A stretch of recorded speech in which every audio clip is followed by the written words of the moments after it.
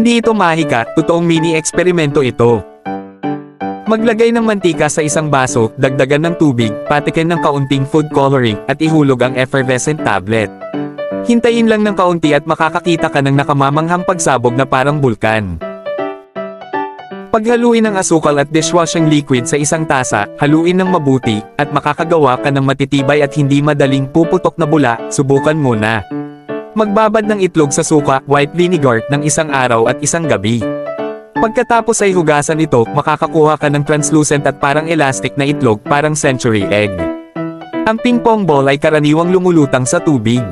Pero kapag inilagay ito sa ilalim ng imbudo at binuhusan ng tubig, hindi ito aakyat kahit anong gawin mo. Ang memory metal, kahit baluktutin mo, ay babalik sa dating anyo kapag inilubog sa mainit na tubig.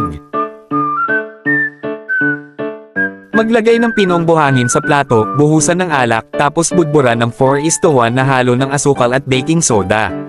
Sindihan ito at makikita mo ang mahiwagang itim na substansyang umangat. Ito ang sikat na Ferro Serpent experiment.